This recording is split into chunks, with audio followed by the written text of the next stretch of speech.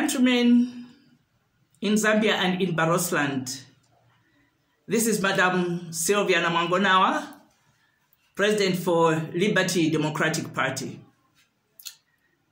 Today I just want to address one issue, the issue of violence.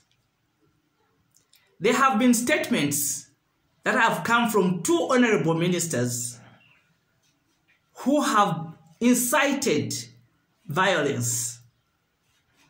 Now, violence, we condemn it in the strongest terms ever.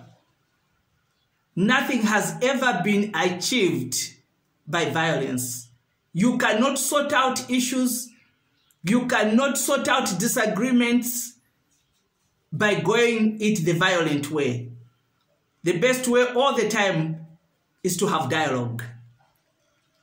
And dialogue is what even President Hakainde Hichilema encourages. Now, these statements have come from two ministers of UPND, and that's why I'm mentioning President Hakainde Hichilema.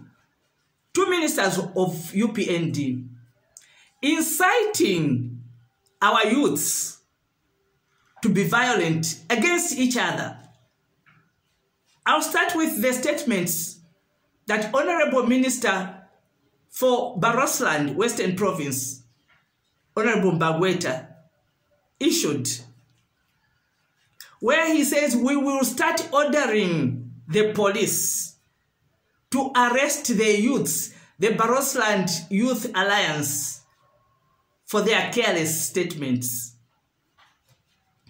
Immediately, a leader, a man in such a high office, an entire minister of a province, a man who sits in cabinet meetings, makes a statement like that, declaring that he will start ordering the police to start arresting the youths because they are making careless statements. That is dictatorship. Those are the early signs and the beginning of dictatorship. Honorable Minister, in that same position where you are voted in by the people of Barosland. Don't have a short memory. You are voted in by the people of Barosland. Even those same youths, they voted for you to sit in that office. Those youths are people's sons and people's daughters. The same people of Barosland who voted for you to be in that office.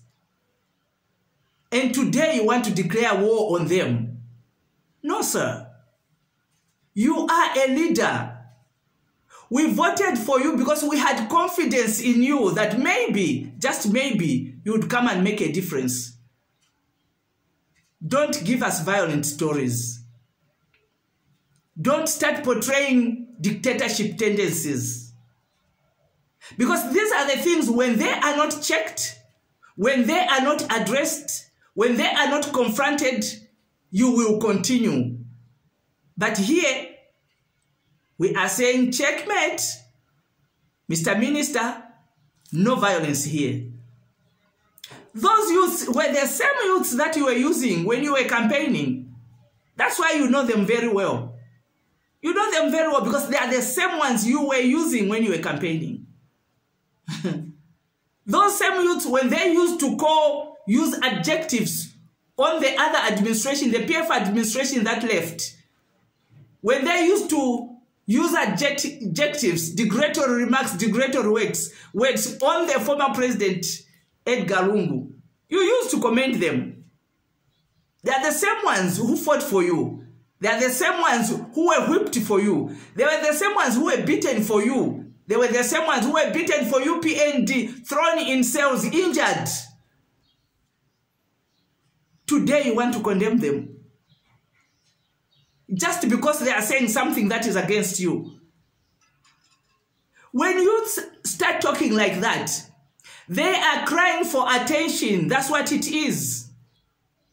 They are complaining, but you are not hearing them. You are not listening to them. You are a leader. You are supposed to call them. counsel them, talk to them, ask them what is the problem. Maybe they feel left out. They feel left out. Other youths have been given something. They haven't been given anything. Yet they fought for the same UPND. Maybe they feel they haven't been compensated the way they expected to be compensated after all the work that they did for all these years. Instead of threatening them. Because you see, when you threaten, there's something that happens in a human being. When you threaten, they feel threatened, they feel vulnerable, their defenses go up. Their defenses go up. So they'll defend themselves. They'll do anything and everything they can and know how to defend themselves. But as a parent, as a father, as a leader, what you do is you call them and you talk to them. You know them, Honorable Minister, you used to work with them. You know them very well. You see, when you start condemning the youths, the very ones who voted for you and put you in that office, Mr. Minister, don't have a short memory. 2.5 years you have sat in that office. As the people of Barosland, I think we would also be in order if we asked you, Mr. Minister, to say, okay, you've sat in that office for 2.5 years. Show us what you have done in those 2.5 years. Show us what you have done for Barosland in those 2.5 years. So that we see that truly, really, you are working while sitting in that office. Show us one big project that will convince us that you have been working. Zero. Zero, because we are here in Barosland and we see nothing that has happened. There's nothing that you can point at. So what if we also reminded you like that? What if we did that? To say, after all, there's nothing that you are even doing in that office. You are just sitting there and drawing a salary. Taxpayers' money. And on top of that, you want to incite violence. On top of that, you want to threaten our children or to threaten us if we differ with you. You say you will set the police on us. No, sir. Leave the police alone. Let the police work professionally. Let them be professionals in their work. They know what to do. They were trained for that. Let them work as professionals. An officer in a high office to say, we will start ordering. Because now when you are ordering them, you leave them no choice. If they don't follow your instructions, then it means they'll be reprimanded. Those will be two wrongs now. Call those youths, Mr. Minister, and counsel them. You are my brother. We eat from the same plate. We should not differ. Even if we disagree, we disagree because people will disagree. We disagree, but you are still my brother. When you are wrong, I'll correct you. And this time, violence? No, Honorable Minister, you are wrong.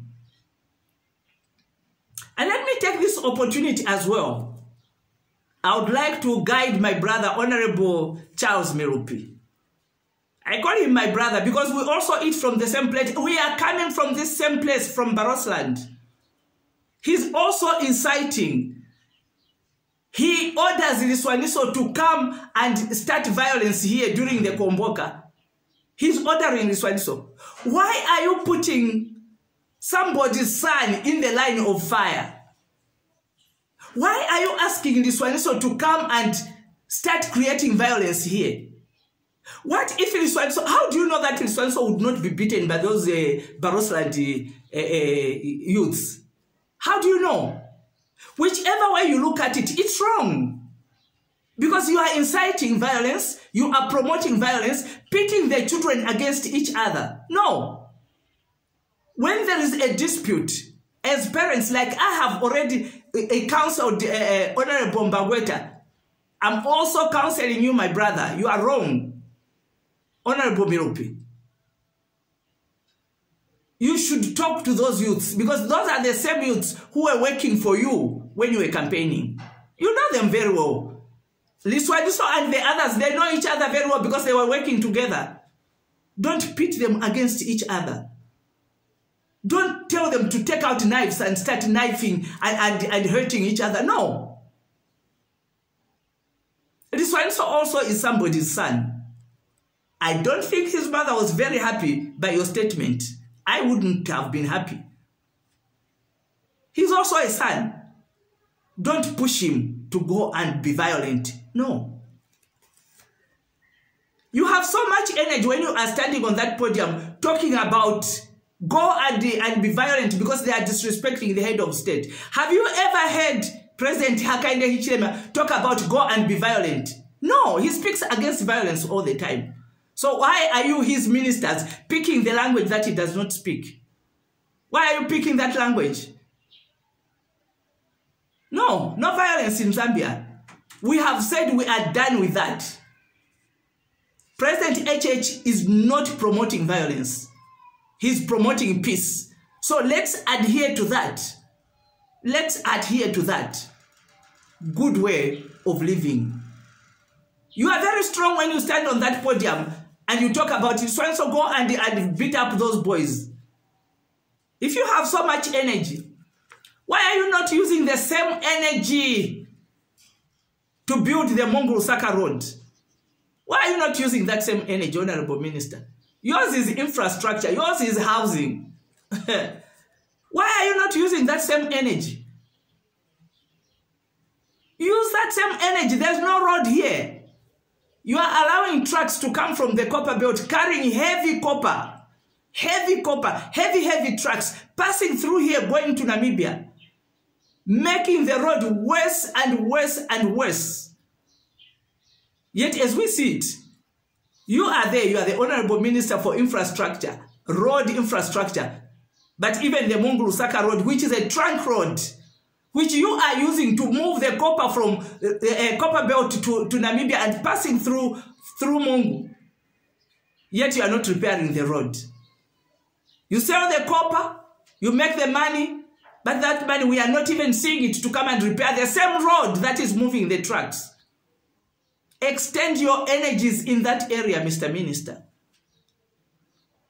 Both of you, Honorable Mbangweta, you are for Western Province. Honorable Mirupi, you are infrastructure. Put your heads together and do something here instead of inciting our children to be violent against each other. Violence, we condemn in the strongest terms. And I would like to say that this should be the last time that we hear you encouraging our youths to fight. These are our children. These are the generation of tomorrow. These are the future of Barosland. They should not hurt each other. They should not hate each other. They should be taught to work together. They should be taught to live together in harmony and in peace. Thank you very much for listening. May God bless you.